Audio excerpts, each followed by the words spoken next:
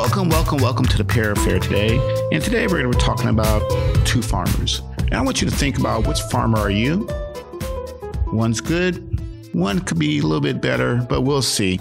And we're not here to just talk about how great they are, but let's see what makes sense to us during this period of time. So as we jump into our stories kind of makes you think about where you are in your life and how we're going to deal with certain things. Once upon a time, there was a poor farmer and one was a very wealthy farmer.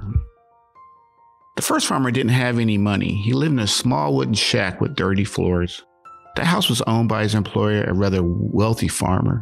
Each day, the farmer went out and worked hard for his employer, plowing fields, harvesting crops, and taking care of the livestock. The farmer was very poor. The very poor farmer had 6 children. He rarely saw his children because he worked from sunup to sundown. When he came home at night, he wanted the children in bed so he did not have to hear them crying, complaining, hollering, and play. The children all learned very quickly to stay out of their father's way. If they did not, they might get the end of a switch, or worse yet, they might witness their father giving their mother a similar treatment.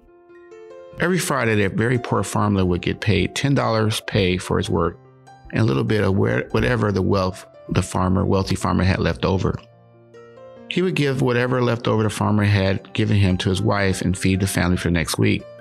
His wife would then tell him she needed money for the grocery store to help family out with meals, and she would make a list. With the $10 in hand, the very poor farmer would begin his 5-mile walk to town. This week, as he walked, he repeated to himself what things that he needed to purchase from the store. About a mile from home, a thought crept in his mind. I worked all week. Why should I have to spend all my money I have to make these things? I really deserve something more for working all this week than bringing back this list of things my wife wants. Who does she think she is anyway, telling me what to do with my money? But during the final mile, the thoughts were overwhelming. I could just buy myself one thing, couldn't I? I deserve that, don't I? And so by the time he got to the tavern on the edge of town, his thoughts governed his actions. He turned into the door, sat at the bar, and gave a bartender a sad look. He turned, entered the door, sat down at the bar, and gave the bartender a sad look as he set the usual in front of him. The very poor farmer slowly pulled a $10 bill from his pocket of his worn overalls, which were poorly patched and torn. He laid the money down and never to see it again. And that day, his family began to die. The second farmer also did not have any money. He lived in a small wooden house with dirty floors. The house was owned by an employer with a rich, wealthy farmer. Each day, the farmer went out and worked hard for his employer, plowing the fields, harvesting crops, taking care of livestock. The farmer was very rich. The very rich farmer had 2 children. He rushed home each evening as soon as his work was done to be able to spend time talking and playing with his children. There were smiles between the very rich farmer and his wife and laughter throughout the house. Every Friday, the very rich farmer would get $10 for his work and a little bit whatever the wealthy farmer had left over. He would get whatever leftover the farmer had and give it to his wife to feed the family for next week. His wife would then tell him what she need from the grocery store in town to help round out the family's meal for the week and a list of other things they needed. With the $10 in hand, the very rich farmer would ride his employer's horse to town.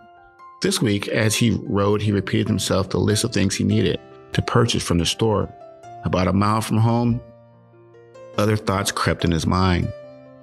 I worked all week long in the fields, taking care of the farmer's livestock, but my wife works hard taking care of my children. I want to do more for them. I want to get them a farm that one day we can inherit. I wonder how I can purchase a farm so I could work for my family and myself rather than just for my employer.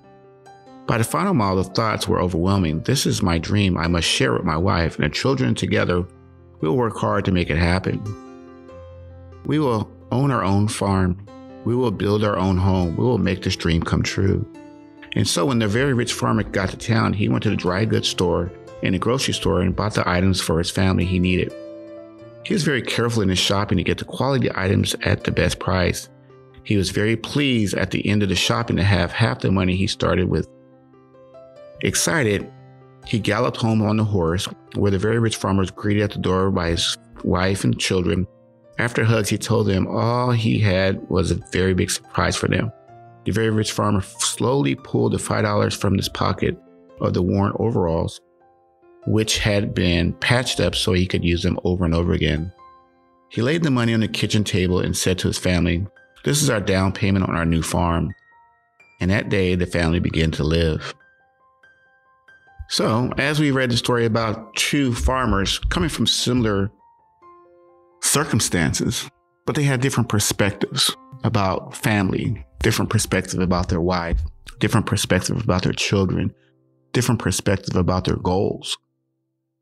One farmer was constantly complaining about how things were, and he worked from sun up to sundown, but he didn't really appreciate what was around him. He really didn't appreciate the fact that he had children, he had sick children, he had a wife.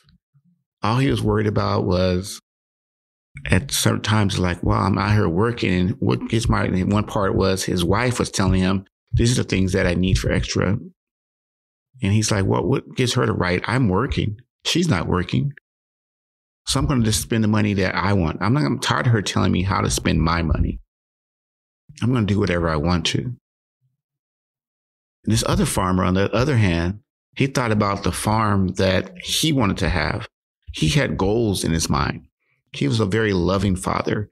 He loved his children. He loved spending time with them, talking to them, working with them. And that's what it's all about. Because they both got paid the same amount of money. They both didn't have their own farms. One was constantly complaining about what they didn't have. The other one started making a plan, say, okay, we bought all these goods. We still have $5. We're going to put this $5 aside, and we're going to keep saving up till we can get our own farm. And I asked myself, which one are you? Are you the guy who's grumpy and mean to his family and just work and work and work and work, and you don't have any goals? Or are you that guy who says, you know what? I have goals. This is what I want to do with myself. This is where I want to take this podcast. And you're thinking long term. You're not thinking short term. In the story, the short term was he stopped at the bar. He put his $10 down in the bar, never saw it again. The other guy invested his money in his family. And that's where I am. I'm investing my money in my family. And it's to be honest with you, it's very painstaking. It's hard because you don't see the immediate gratification like you would have saw, like if you put your money somewhere else. And that's the hard thing about when you're trying to get to your goals. Sometimes you get impatient. Sometimes you don't want to do certain things that you know you should do. And you have to have discipline. If you want something, if you want that farm, you want that house, you want that car, whatever you're trying to obtain, you got to have a little discipline behind you. And you have to be ready. You have to be ready for opportunity. I was sitting there yesterday and I was listening to this one person.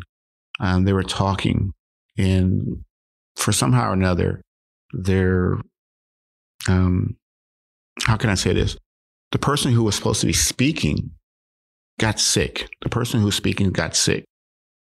So he got a phone call about 30 minutes before the event was supposed to happen again and where he's supposed to speak.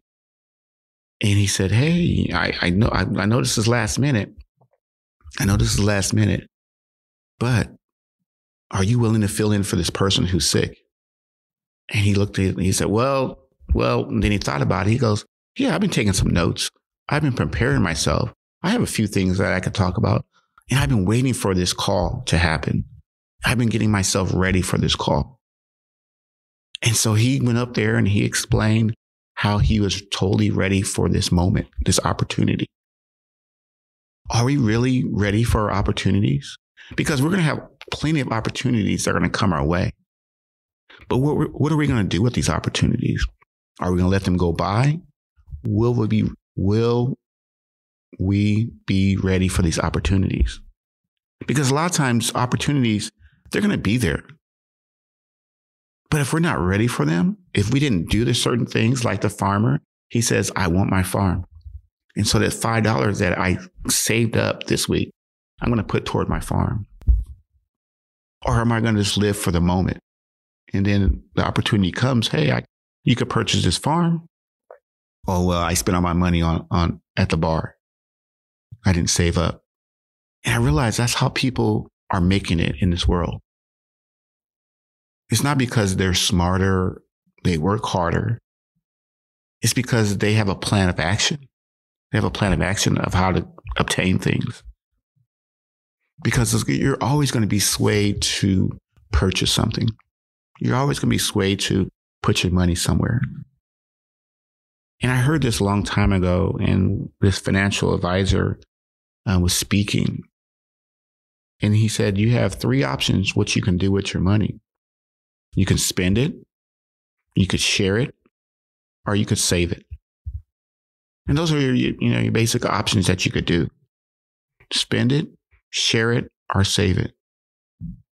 He said a lot of people, as soon as they get their money, they always think about the first thing is spending their money.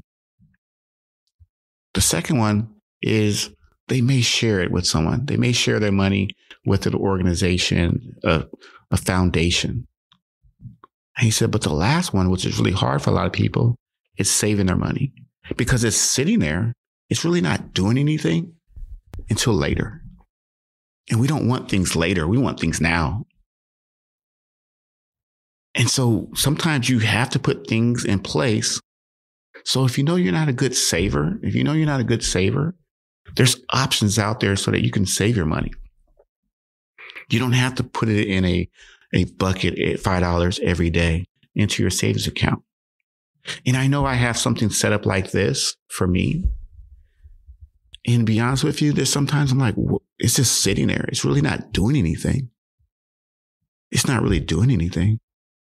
What am I going to do with that? But then I got a call last week about buying some new equipment for my business. And they always have these sales, so-called sales. And so I've been saving up a little bit here, a little bit there. And the person called me and said, hey, we have these blah, blah, blah in stock and we can deliver them to you at your business. Are you ready? And I said, yeah, I'm ready. I said, the check will be waiting for you. Whatever you need, I'm ready for it. Because I realized if I save up, it's going to generate in this equipment that I'm purchasing. It's going to generate money for our business. It's going to keep the business moving. People like to see that you are making an effort to make your business better. But you got to put the time in. You got to make the sacrifices. A lot of times we don't want to make the sacrifices. We don't want to sit around and complain about, well, I'm working, I'm doing this, I'm doing that. And I don't want to spend my money on that. I don't want to invest my money in my family. I want to invest my money in me. They should be glad they have a roof over their head. But the other farmers say, you know what? It's all about them. I want to make things better for them down the road. And that's what it's all about, is long term. Think long term.